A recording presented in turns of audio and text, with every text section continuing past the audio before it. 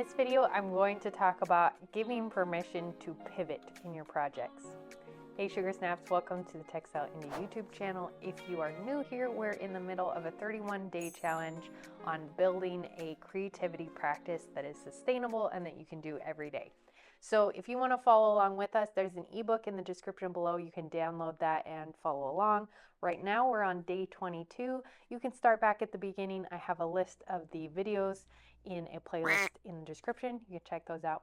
If you're an old friend and you've been following along, welcome to day 22. Let's talk about permission to pivot. The work in progress that I brought today is my cinema sweater. I'm bringing this one back again. I think I was working on it in day 4 or something like that.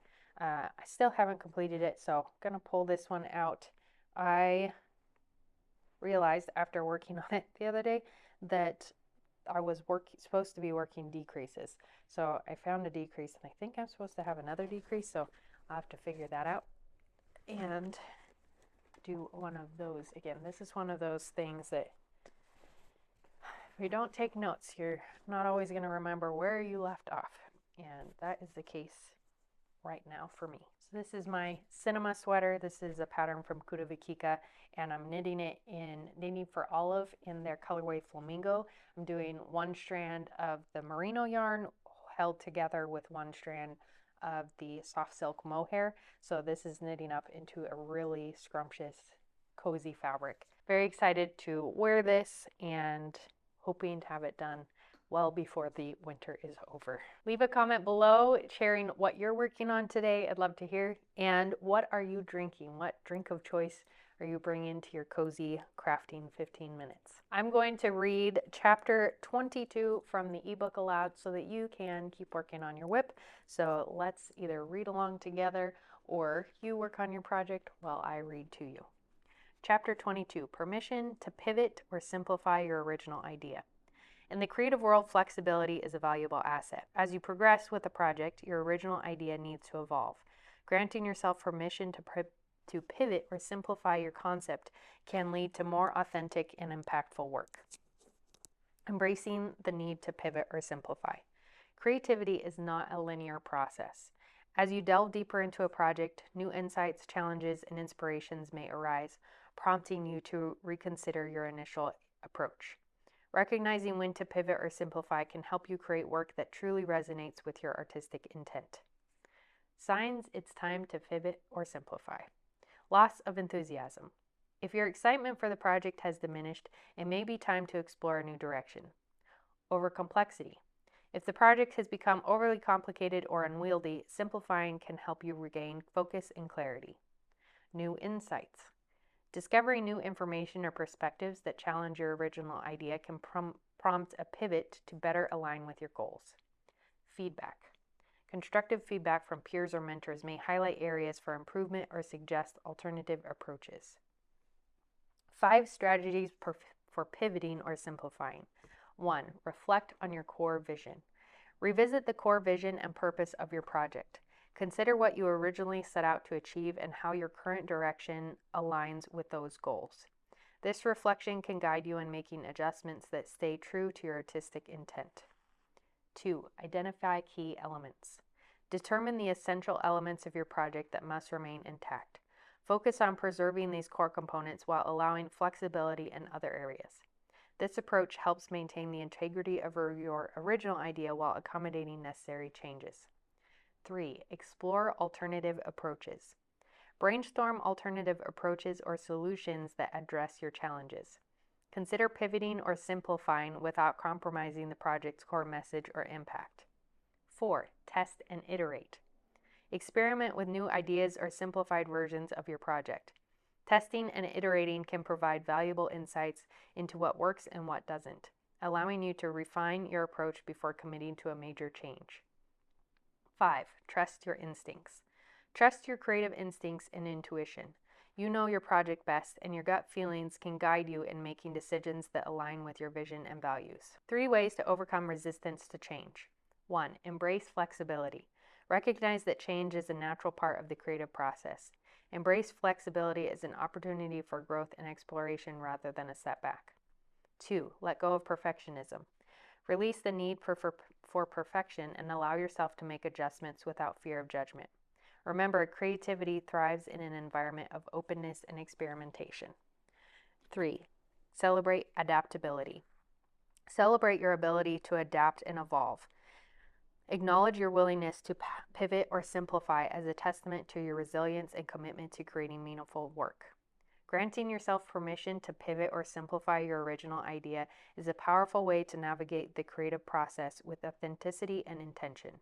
By reflecting on your core vision, exploring alternative approaches, and embracing flexibility, you can create work that truly resonates with your artistic goals. Note from Brittany. I began a pine needle basket with the intention of making a muffin basket. Imagine a handcrafted basket full of muffins straight out of the oven. The cottagecore dream. About 3 rounds into coiling my basket, things began to change. The materials were doing something different. My hands started shaping something that definitely didn't match my initial concept sketch. At some point, I went from making a sweet little muffin basket to allowing the materials to guide a shape I would not have dreamed of without physically forming it. The basket took on a shape of its own, the coils undulating in a wave-like coil around the rim of a shallow, curving-edged bowl. It resembled the sandy curves of beach dunes more than the structured shape of a functional basket.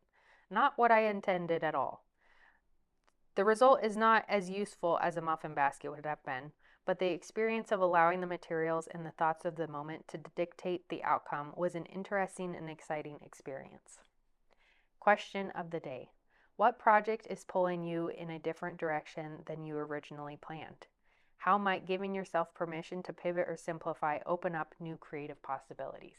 Not everybody needs permission to change direction or shift or do things differently or break the rules, but I think some of us do need the permission that it's okay to not do things the way that everybody else does them, or give ourselves permission to change our concept or our plan or the outcome or what we're working towards, kind of pivot or change as needed.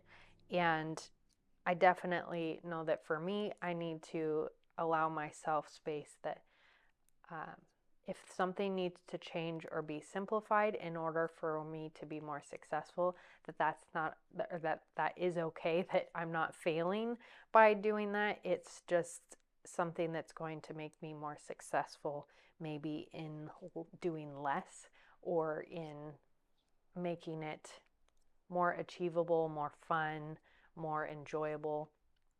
I think the things that we do with our hands, the making that we do, should be fun and enjoyable. And sometimes there are aspects of a project that aren't the most fun, like weaving in the tails of a knitting project. That's definitely on my list of least fun aspects of projects.